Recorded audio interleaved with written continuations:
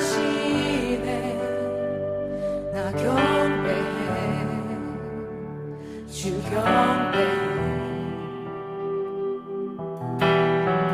큰 길을 만드시는 주, 큰 기적 행하시는 주, 그는 나의 하나님.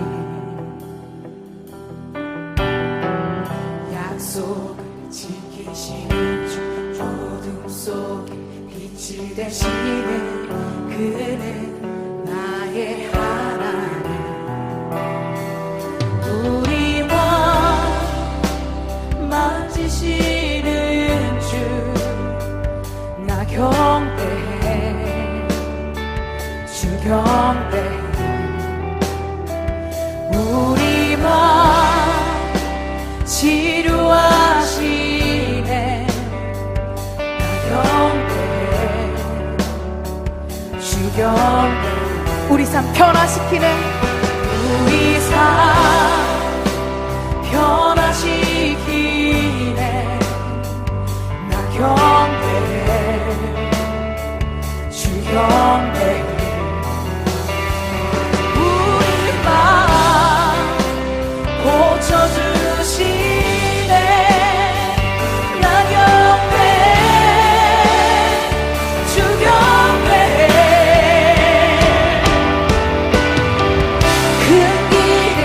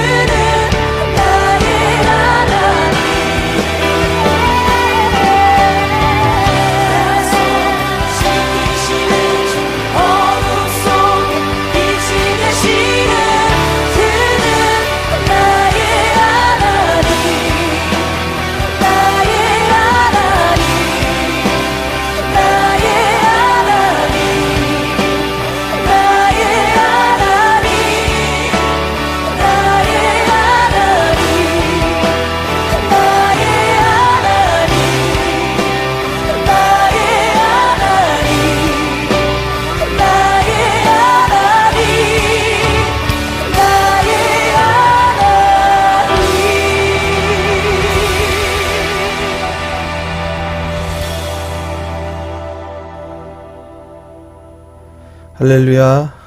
사랑하는 성도 여러분, 주 안에 평안하시죠? 오늘은 날씨가 조금 흐리흐리합니다.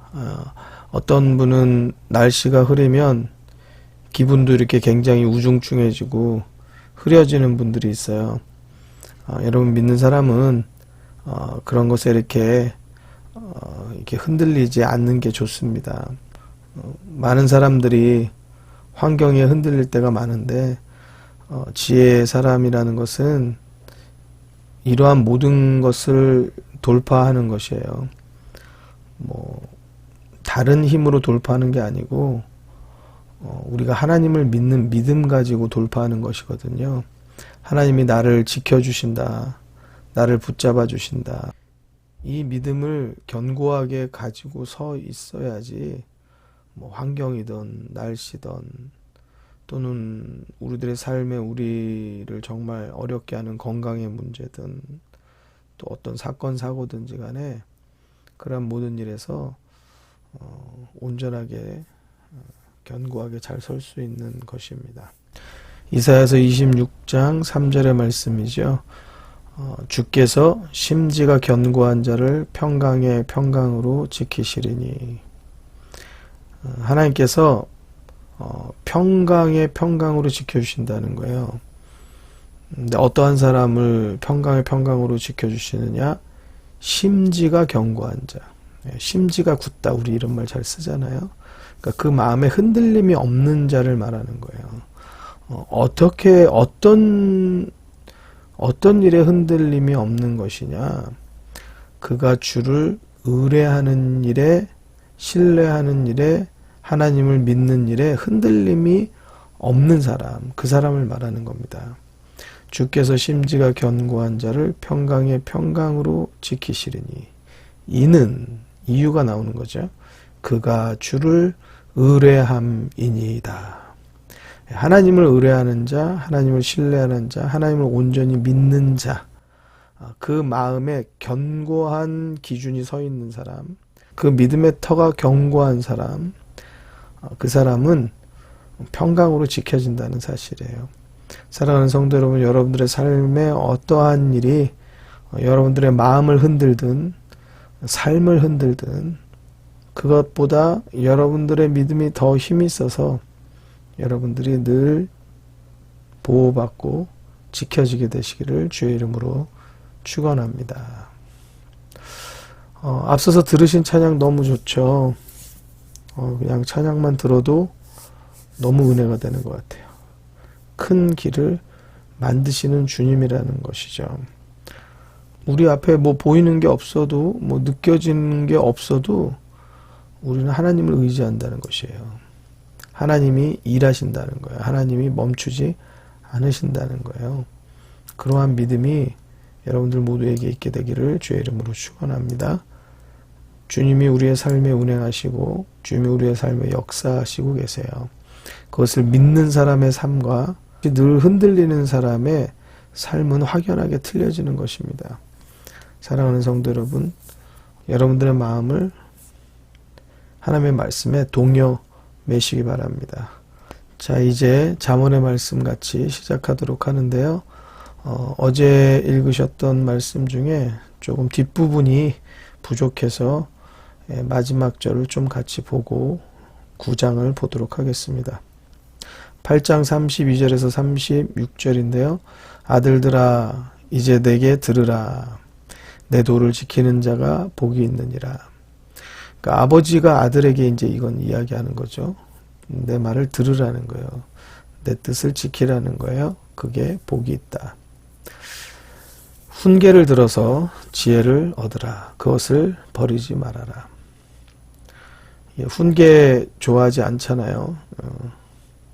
누구도 좋아하지 않잖아요. 그런데 훈계에 지혜가 있다라는 것을 성경은 계속 이야기하고 있습니다. 어린 자녀들 뿐만 아니에요. 시집장가 간 자녀들도 다 마찬가지고 이것이 필요합니다. 그리고 어른들도 마찬가지예요. 훈계를 들을 줄 아는 자가 지혜를 얻는 것입니다. 누가 나에게 조금 옳은 소리 있잖아요. 바른 소리. 해주는 사람이 옆에 있으면 여러분들 그건 행복한 거예요. 좋은 말 해주는 사람도 필요하겠지만 나에게 거침없이 옳은 말 바른 말을 해줄 수 있는 사람이 있어야 돼요. 그 사람이 없으면 그것은 불행한 일이에요. 사랑하는 성도 여러분, 동물을 통해서도 하나님은 우리들에게 전할 말을 말씀하시거든요. 사람을 통해서도 우리들이 들어야 할 말을 전달하시는 경우가 분명히 있어요. 근데 우리가 훈계를 싫어한다. 그러면은 우리들은 귀는 있으나 귀머거리 같은 삶을 사는 거예요. 눈이 있어도 앞을 분별하지 못하면 장님과 같은 삶을 사는 겁니다. 소경과 같은 삶을 사는 겁니다. 이거는 불행한 일이에요. 여러분, 행복은 잘 먹고 잘 사는 것에 거기에 기준점이 있는 게 아니에요. 여러분, 가지는 것에 기준점이 있으면 도둑놈이 오늘 한 건을 잘해가지고 집에 들어와서 행복하다고 말하는 것이 행복이겠어요, 진정한?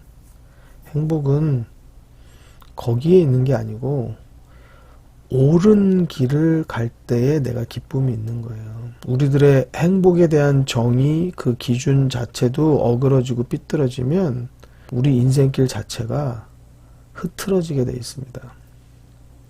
사랑하는 성도 여러분, 말씀을 통해서 우리들에게 주시는 지혜들, 그것을 잘 여러분들의 마음 가운데 하나씩 하나씩 잘 새겨 넣으시고 삶에 옳게 잘 접목하시기 바랍니다.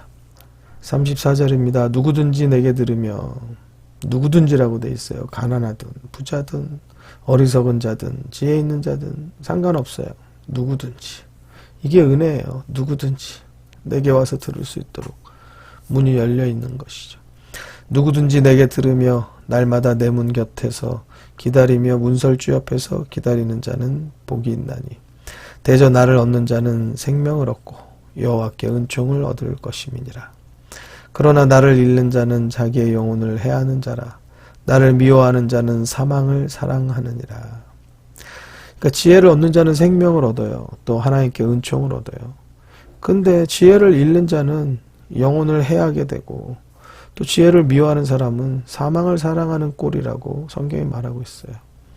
그러니 내 아들이 이 지혜가 없다면 그 아버지의 마음이 얼마나 속이 타겠어요. 이건 속 탄다는 표현, 이거 갖고 모자르죠. 어떻게 할 수가 없을 정도로 정말 아버지의 마음은 타들어가는 거죠. 그러니까 아들들아, 이제 내게 들으라. 내 도를, 내 뜻을 따라서 지켜라. 그래야 너가 복이 있다. 이것이 훈계가 될지언정 꾸지람이 될지언정 여기에 지혜가 있으니까 이거 버리면 안 된다. 이렇게 말할 수밖에 없는 거예요. 왜? 다시 말하죠. 지혜가 생명을 얻게 해요. 하나님의 은총을 얻게 해요. 근데 지혜를 싫어하고 지혜를 잃어버리고 지혜를 미워하는 자는 사망의 길, 사망을 사랑하는 꼴이 되어진다는 사실입니다. 사랑하는 성도 여러분, 우리들도 그렇죠. 부모잖아요. 또 자녀잖아요. 부모 안 되는 거 누가 좋아해요? 자녀 안 되는 거 누가 좋아해요? 여러분, 우리들이 먼저 말씀을 깨달은 자들이면 우리 부모가 모르면 알려주고요. 우리 자녀가 모르면 가르쳐야 되고요. 그래서 우리 모든 가족들이 다 지혜롭게 되기를 주의 이름으로 축원합니다. 잠언 9장 1절에서 6절 말씀입니다. 지혜가 그 집을 짓고 7 기둥을 다듬고 짐승을 잡으며 포도주를 혼합하여 상을 갖추고 그 여종을 보내어 성중 높은 곳에서 불러 이르기를 무릇 어리석은 자는 이리로 돌이키라. 또 지혜 없는 자에게 이르기를 너는 와서 내 식물을 먹으며 내 혼합한 포도주를 마시고 어리석음을 버리고 생명을 얻으라. 명철의 길을 행하라 하느니라. 지혜가 집을 졌다는 거예요. 7 기둥을 다듬어서, 그러니까 완벽한 집을 지었어요. 그리고 짐승을 잡아서 포도주를 차리고 상을 차리고 이렇게 완벽한 잔치상을 차려놨어요. 그리고 여정을 보내어서 사람을 초청하는 거예요. 누구를 초청하느냐? 돈 있는 자만, 아니면 권세 있는 자만, 권력 있는 자만, 그거 아니에요. 어리석은 자들아 이리로 오라는 거예요. 돌이키라는 거예요. 또 지혜 없는 자, 네가 오라는 거예요. 내 식물을 먹고 나와 함께 이 잔치상에 오라는 거예요. 지혜가 어리석은 자, 지혜 없는 자를 초청하여서 문을 열어주고 내 집을 들어오라고, 어리석음을 버리고 생명의 길로 오라고, 명철의 길로 오라고 손짓합니다. 그런데도 불구하고 우리는 이 소리에 귀를 기울이지 않죠. 세상에 우리를 속이는 소리에는 우리가 그냥 솔깃해서 갈 때가 많아요. 제가 앞전에 그런 말씀 드린 적 있죠. 우리 마음 가운데 유흥과 쾌락 좋아하는 마음이 있으면 당연히 유혹되는 일, 거기에 솔깃하게 따라가는 거예요. 우리 마음이 파란색이면 파란색 보면 우리 눈에 불이 들어오는 거예요. 거기 따라가려고. 우리 눈이 빨간색이면 빨간색을 발견하면 우리의 마음에 불이 들어오는 거예요. 반짝하고 거기가 좋으니까. 사랑하는 성도 여러분, 우리 마음이 어리석으면 지혜로 향해야 되잖아요. 우리가 잘 모르면 배우는 길을 향하면 되잖아요. 부족하면 이 부족함을 채울 수 있는 길을 향하면 되잖아요. 그 지혜가 다른데 그렇게 복잡하고 이해 안 되고 그런 데 있는 게 아니에요. 나에게 어리석고 연약하고 부족한 것이 있으면 우리를 향해서 손짓하고 부르는 그 지혜, 그 말씀의 길로 우리가 들어가면 되는 거예요. 우리가 지금 이 말씀을 듣고 계시다고 하면 여러분들이 이미 그 길을 잘 가고 계십니다. 이거를요, 하루하루 꼭 시간을 정하여서 그렇게 말씀을 꼭 들으세요. 어떤 분은 새벽 시간에, 아침 이른 시간에 듣는 분도 있다고 해요. 어떤 분은 병상 중에 계신 남편에게 이 말씀을 귀에 들려주고 또 이렇게 듣게 하시기도 한다고 해요. 얼마나 감사한지 몰라요.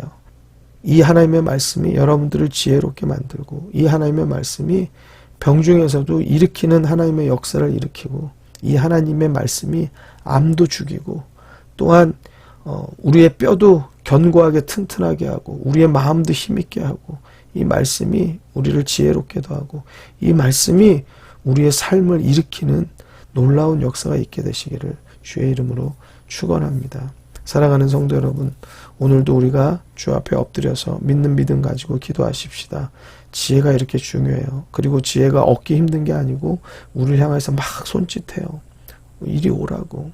하나님의 말씀으로, 하나님의 전으로 우리를 초대하며 우리를 세상의 길이 아닌 하나님께서 기뻐하시는 그 지혜의 길, 명철의 길로 우리를 부른단 말이죠. 여러분, 누워서는 이거 얻을 수가 없어요. 교회 가셔야 되는 시간에는, 예배 시간에는 벌떡 일어나서 교회 가셔야 되고, 여러분들 있는 자리에서 또 무릎 꿇어서 기도할 수 있어야 되는 것이에요. 우리가 오늘 이 시간에 먼저 함께 하나님께 기도하십시다. 아침을 이 말씀으로 여누시는 분들은 오늘 하루를 하나님께 의탁하세요. 또 저녁으로 이 말씀을 마무리하시는 분은 오늘 하루의 삶의 모든 어려움과 스트레스, 모든 것들 다 하나님께 맡겨버리세요.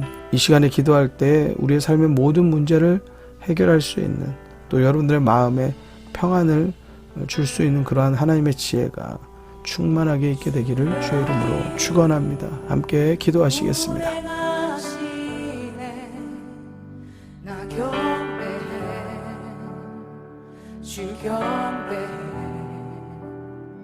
주 여기 역사하시네. 나 경배해. 주 경배해. 큰 길을 만드신 주, 큰 기적 행하신 주, 그는 나의 하나님. 약속을 지키시는 주, 어둠 속에 빛이 되시는 그는 나의 하나님. 우리와 만지시는 주, 나 경배해. 주 경배해.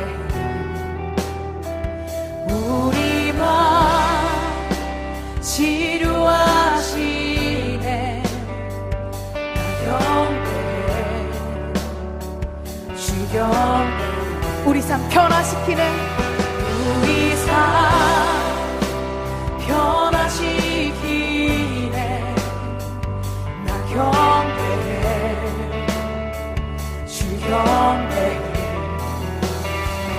우리 맘 고쳐주시네. 나 경배해 주 경배해. 큰 길을 만드시는 주, 큰 기적 행하시는 주, 그는 나의 하나님. 약속을 지키시는 주, 어둠 속에 빛이 되시는 그는 나의 하나님. 큰 길을 만드시는 주, 큰 기적을 행하시는 주, 그는 나의 하나님. 약속을 지키시는 주, 어둠 속에 빛이 되시는 그는 나의 하나님. 나의 하나님. 나의 하나님. 나의 하나님. 나의 하나님. 나의 하나님. 나의 하나님.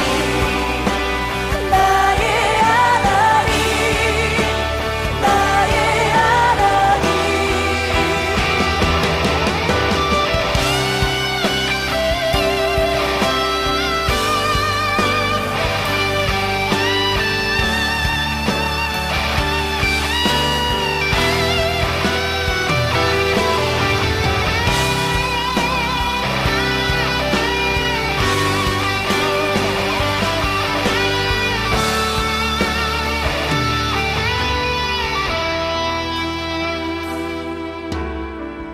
비록 내게 보이지 않아도, 비록 내게 느껴지지 않아도 일하시네 주, 주는 결코